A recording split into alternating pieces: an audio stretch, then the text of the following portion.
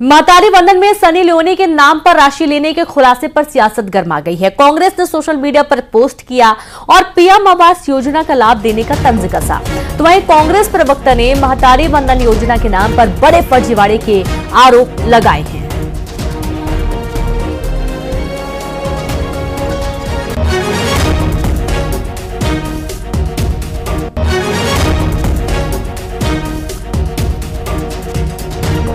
तो महतारी वंदन योजना में बड़ी गड़बड़ी को लेकर अब राजनीति गर्मा गई है, सियासत भी चरम पर है, क्योंकि सबसे महत्वाकांक्षी योजना प्रदेश की महतारी वंदन योजना जिसमें महिलाओं के खाते में एक निश्चित राशि ट्रांसफर की जाती है सीएम के माध्यम से। और इस बार एक नाम सामने आया है, वो नाम है सनी लियोनी, जिन्हें ये राशि वितरित की जा रही है, जिनके नाम पर ये राशि वितरित की जा रही है।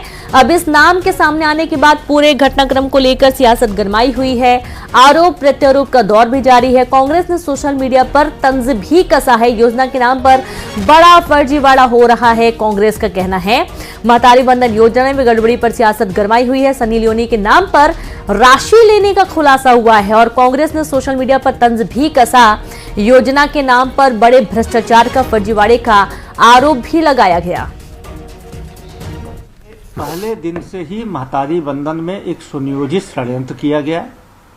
भारतीय जनता पार्टी की सरकार ने, यदि आपको याद होगा, डीपीआर ने जो पहली विज्ञप्ति जारी की थी तब भी 75 लाख का दावा किया। बाद में पूरे 10 महीने में 75 लाख महिलाओं को पैसा मिलने का दावा किया। यदि 75 लाख महिलाओं को पैसा मिलता तो प्रदेश की अधिसंख्यक महिलाएं जो दावा करती कि उनको पैसा नहीं मिला, ये बातें कैसे सामने आती? मतलब जो हम दावा कर रहे थे कि 20 से 25 लाख महिलाओं के खाते में पैसा जा रहा है, जो वास्तविकता है, बाकी 50 लाख महिलाओं के नाम पे फर्जीवाड़ा किया गया है। सत्ता में बैठे हुए लोगों ने न जाने कितना सनी लियोनी के नाम के फर्जी खाते खुलवाए हैं। एक सनी लियोनी बहुचर्चित नाम था, तो इसलिए सामने आ गया। इंदौर में पत्नी ने किया पति पर एसिड अटैक, जहां एसिड अटैक के बाद पत्नी फरार हो गई है, दरवाजा लगाकर हुई फरार। पति पत्नी के बीच चल रहा है 6 साल से विवाद। आप ये देखिए कि अक्सर आपने देखा होगा जब एक आदमी एक औरत के ऊपर एसिड से अटैक करता है, लेकिन एक ही नया मामला, चौंकाने वाला मामला है इंदौर से, जहां पर एक पत्नी ने अपने पति पर एसिड से अटैक कर दिया और उसके बाद वो फरार हो गई। उसने दरवाजा बंद करके फरार हो गई। पति पत्नी के बीच में 6 साल से लगातार विवाद चल रहा है और इस बार ये जो विवाद है एक नया रूप ले चुका है। यहाँ पर जो महिला है वो आरोपी साबित हो रही है, क्योंकि उसने अपने पति के ऊपर एसिड से अटैक कर दिया है, जो कि काफी संगीन मामला है और गंभीर मामला है। और इस पूरे मामले की अब गहनता से जांच के बाद हालांकि जो आरोपी पत्नी है वो मौके से फरार हो गई है और उसने पहले तो अपने पति के ऊपर एसिड से अटैक किया और उसके बाद दरवाजा बंद करके वो वहां से फरार हो गई है। ये पूरा घटनाक्रम सामने आने के बाद हड़कंप की स्थिति, जहां पर पत्नी के खिलाफ एक्शन लिए जाने की बात कही जा रही है और अब पत्नी के खिलाफ एक्शन के साथ साथ जल्द ही गिरफ्तारी की भी दावे। बड़ी खबर आपको दे रहे हैं इंदौर से। दरअसल पति पत्नी के बीच में पिछले 6 साल से लगातार विवाद चल रहा था और विवाद इतना ज्यादा कि पत्नी ने अपने पति पर ही एसिड से अटैक कर दिया और दरवाजा बंद करके वहां से फरार हो गई।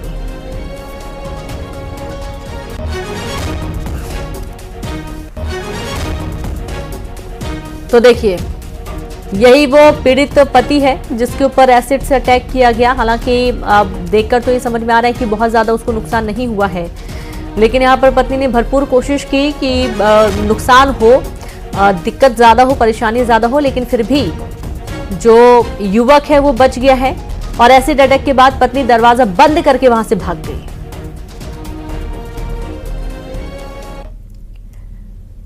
फिल्म अभिनेता अल्लू अर्जुन की मुश्किलें लगातार बढ़ती ही जा रही हैं। प्रदर्शनकारियों के निशाने पर अब अल्लू अर्जुन का घर आ चुका है। हैदराबाद में न सिर्फ उनके घर के बाहर हंगामा किया जा रहा है, बल्कि उनके घर पर पत्थरों से हमला भी किया गया है।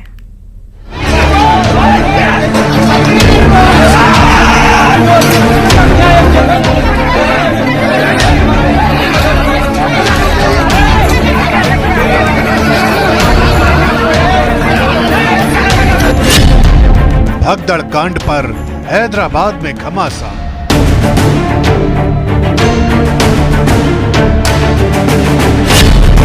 अल्लू अर्जुन के घर पर प्रदर्शनकारियों का हंगामा।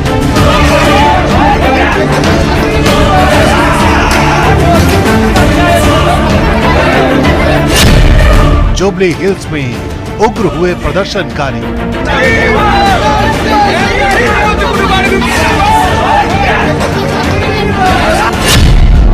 अल्लू अर्जुन के घर पर जमकर हुई पत्थरबाजी।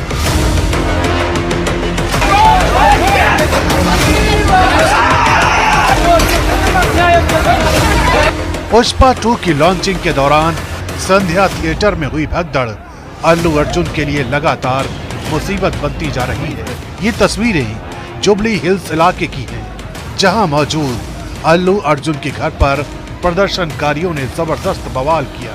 प्रदर्शनकारी न सिर्फ अल्लू अर्जुन के घर के गेट पर चढ़ गए, बल्कि इसी दौरान कई प्रदर्शनकारियों ने जमकर पत्थरबाजी की।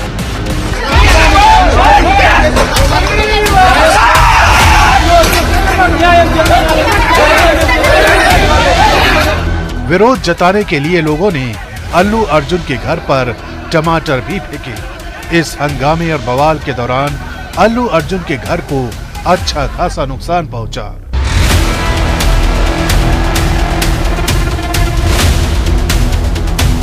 हालांकि जिस वक्त ये सब कुछ हुआ उस वक्त अल्लू अर्जुन घर पर नहीं थे। बताया जा रहा है कि ये हंगामा उस्मानिया जॉइंट एक्शन कमेटी के सदस्यों ने किया। पुलिस ने इस मामले में कई लोगों को हिरासत में लिया है, जबकि अल्लू अर्जुन के घर की सिक्योरिटी को और टाइट कर दिया गया है। మేము దేనికి రియాక్ట్ అవ్వకూడదు ప్రస్తుతం అవి చూసి, బట్ పోలీసులు వచ్చారు, వారిని తీసుకెళ్లారు, కేసు పెట్టారు। ఇవన్నీ ఇక్కడికి ఎవరైనా గొడవ చేయడానికి వస్తే పోలీసులు తీసుకువెళ్ళిపోవడం రెడీగానే ఉన్నారు। इसी बीच सवाल ये भी उठ रहे हैं कि क्या अल्लू अर्जुन के घर पर हुए हंगामे के पीछे यूथ कांग्रेस का हाथ है, क्योंकि जो तस्वीरें आई हैं उनमें आरोपी सीएम रेवंत रेड्डी के साथ दिखाई दे रहे हैं। सीएम रेवंत रेड्डी के साथ कोडंगल युवा कांग्रेस अध्यक्ष श्रीनिवास रेड्डी की एक तस्वीर है। कोडंगल सीएम रेवंत रेड्डी का निर्वाचन क्षेत्र है। श्रीनिवास रेड्डी ने ही रविवार को अल्लू अर्जुन के घर के बाहर हुए विरोध प्रदर्शन का नेतृत्व किया था और अभिनेता के घर पर तोड़फोड़ भी की थी। हालांकि इस घटना पर तेलंगाना के सीएम रेवंत रेड्डी का बयान भी आया है। एक्स हैंडल के जरिए सीएम रेवंत रेड्डी ने मामले के आरोपियों पर सख्त कार्रवाई करने का आदेश जारी किया है। मैं फिल्मी हस्तियों के घरों पर हुए हमले की निंदा करता हूँ। मैं राज्य के डीजीपी और पुलिस कमिश्नर को कानून व्यवस्था के मामले में सख्ती से कार्रवाई करने का आदेश दे रहा हूँ। इस मामले में कोई भी लापरवाही बर्दाश्त नहीं की जाएगी। अल्लू अर्जुन के घर पर हुई तोड़फोड़ और हंगामे की कहानी कांग्रेस से जुड़ी तो बीजेपी को मौका मिल गया। बीजेपी ने कांग्रेस से सवाल करते हुए पूछा कि क्या ये हमला प्रायोजित है। साथ ही ट्वीट के जरिए कानून व्यवस्था को भी कटघरे में खड़ा किया गया। हैदराबाद में अभिनेता अल्लू अर्जुन के घर पर हुई पत्थरबाजी की घटना राज्य में कांग्रेस सरकार के तहत कानून व्यवस्था की चौंकाने वाली विफलता को उजागर करती है। ये घटनाएं नागरिकों की सुरक्षा तय करने में प्रशासनिक असफलता को दिखाती हैं। तेलंगाना में कांग्रेस सरकार के तहत कलाकारों और सिने उद्योग को निशाना बनाना एक खतरनाक मानदंड बन गया है। क्या ये कांग्रेस द्वारा प्रायोजित है?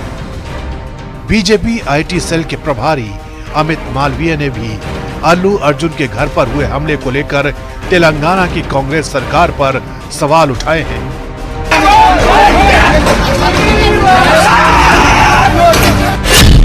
राष्ट्रीय पुरस्कार जीतने वाले अभिनेता अल्लू अर्जुन के घर पर पत्थरबाजी, ये राज्य सरकार द्वारा प्रायोजित आतंकवाद है। कांग्रेस अल्लू अर्जुन को इसलिए टारगेट कर रही है क्योंकि उन्होंने चुनावी कैंपेन के लिए मना किया।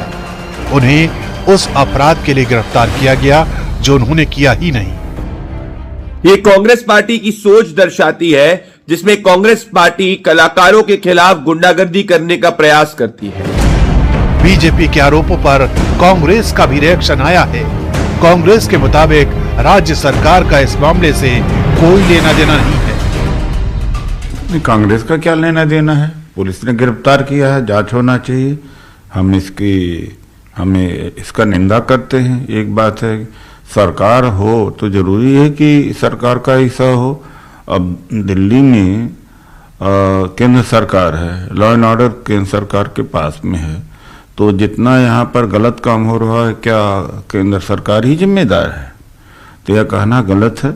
अगर अल्लू अर्जुन साहब को कहीं कोई आपत्ति है तो निश्चित तौर पर तेलंगाना में कानून का शासन है, कानून के पास जाएं, उनकी सारी समस्याओं का निराकरण होगा। इस भगदड़ कांड को लेकर हैदराबाद पुलिस का भी जवाब आया है।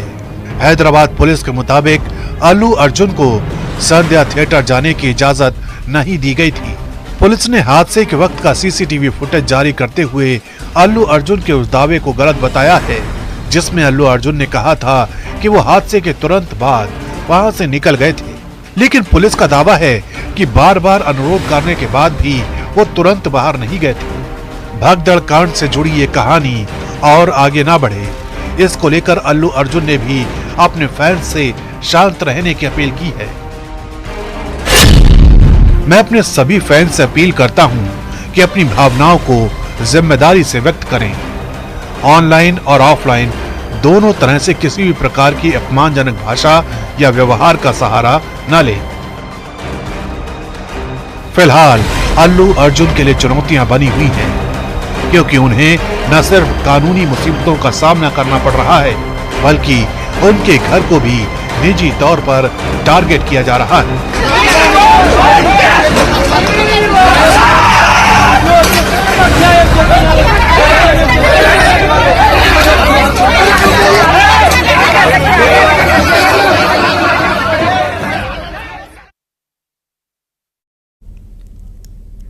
खबर सीधी से जहां गौवंश की दुर्दशा, मृत गौवंश को जलप्रपात में फेंका गया। गौशाला में हुई थी गौवंश की मौत और भीतरी ग्राम पंचायत में ये गौशाला है जहां पर बड़ी संख्या में गौवंश की मौत हो गई थी। बड़ी जानकारी आपको दे रहे हैं सीधी से। और गौवंश की मौत के बाद जो गौवंश मृत गौवंश थे, इन्हें जलप्रपात में फेंक दिया गया है। एक वीडियो सामने आ रहा है जिसमें आप देखेंगे एक गौवंश है जो कि बहता हुआ नजर आ रहा है। और जरा सोचिए कि कितनी हैरानी की बात है कि इसे जलप्रपात में फेंक दिया गया। गौवंश की मौत भीतरी ग्राम पंचायत में ये गौशाला बताई जा रही है जहां पर गौवंश की मौत हुई थी। संवाददाता हरीश द्विवेदी जुड़ गया। हरीश, ये तो बहुत ही चौंकाने वाली बात है। अगर गौवंश की मृत्यु हो गई है तो क्या इस तरीके से फेंका जाएगा? बिल्कुल रेनू, आपने सही कहा है कि सीधी जिले में प्रशासनिक लापरवाही के चलते जो मृत मवेशी हैं उनके साथ दुर्दशा हो रही है। पिछले दिनों एक खबर सामने आई थी जिसमें मवेशियों को घसेला जा रहा था बाहर में बांध के। लेकिन ये दूसरी खबर है जहाँ पे जो है तो पन्ना जलप्रपात है। जलप्रपात ऐसी जगह पे है जहाँ लोग पिकनिक मनाने पहुंचते हैं और तमाम यहाँ खूबसूरती भी इसकी अच्छी है। लेकिन उस जगह पे उसके ठीक 200 मीटर दूरी पर गौशाला संचालित है और गौशाला में जब मवेशियों की मौत हो गई, जो गौशाला के प्रबंधक थे उन तमाम मवेशियों को लाके जलप्रपात में फेंक दिए हैं। हालांकि जलप्रपात में कुल 14 मवेशियों की गिनती हुई है, 14 मवेशी निकलकर सामने आए हैं। अब पूरे मामले में जो क्षेत्रीय अधिकारी हैं तो उन्होंने छानबीन शुरू कर दी है। लेकिन सबसे हैरानी की बात यह है रेनू की पूरे जिले में जिस तरीके से मवेशियों के साथ दुर्दशा हो रही है और खासकर जो मृत मवेशी हैं उनके साथ जो दुर्दशा हो रही है, यह नहीं होना चाहिए। इसके लिए चूंकि तमाम राज्य सरकार से लेकर केंद्र सरकार इसमें एक फंड आता है और सरकार जो है तो फंड उपलब्ध कराती है, लेकिन इसमें सबसे जो कमी आ रही है तो जो तमाम गौशाला है जिले भर में संचालित हैं उन्हें समूह संचालकों के हवाले सौंप दिया गया है। यही कारण है कि समूह संचालक जो गौशाला का संचालन कर रहे हैं वह ठीक तरीके से, बेहतर तरीके से नहीं कर पा रहे हैं और उसकी वानगी जो निकलकर सामने आ रही है तो 2-3 अलग अलग मामले निकलकर सामने आ गए हैं।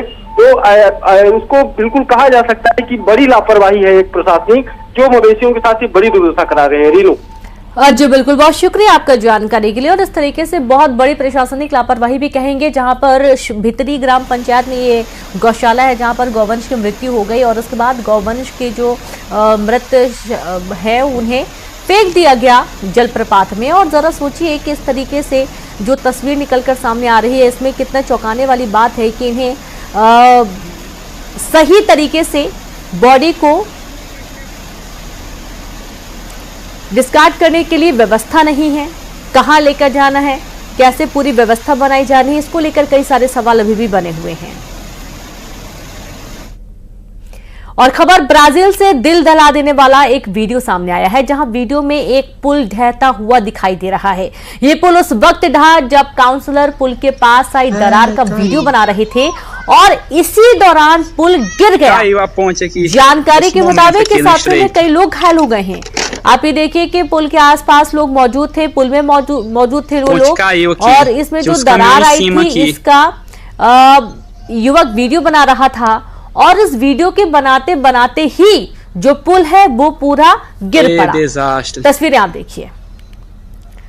देखिए भारत देश में पुल गिरने की तस्वीरें आपने देखी होंगी, लेकिन ब्राजील से ये तस्वीर सामने आ रही है जहां पर दिल दहला देने वाला वीडियो सामने आया है। वीडियो में एक पुल ढहता हुआ नजर आ रहा है। ये पुल उस वक्त ढहा जब काउंसलर उस पुल के पास आई दरार का वीडियो बना रहे थे और देखते ही देखते पूरा पुल धराशायी हो गया।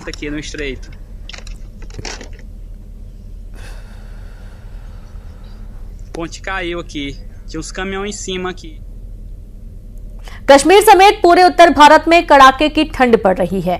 घाटी में तापमान 0 से कई डिग्री नीचे लुढ़क गया है। श्रीनगर में इस मौसम की अब तक की सबसे सर्द रात दर्ज की गई है। ठंड की वजह पानी जमने लगा है। मौसम विभाग के मुताबिक कश्मीर में सर्दियों के सबसे सर्द मौसम कहे जाने वाले 40 दिन के चिल्ले कला की शुरुआती शनिवार से हो गई है और मौसम विभाग ने अगले 3 दिनों तक जम्मू कश्मीर, हिमाचल प्रदेश, राजस्थान और पंजाब में शीतलहर की चेतावनी भी जारी कर दी है।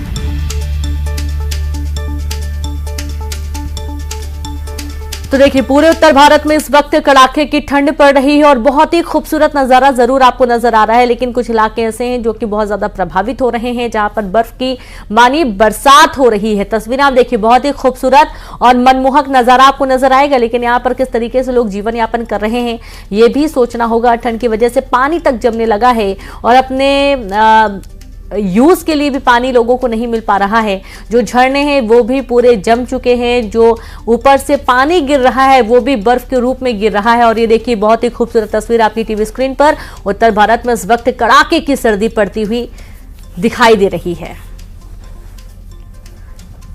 और इसी के साथ खबरों में इतना ही। नमस्कार।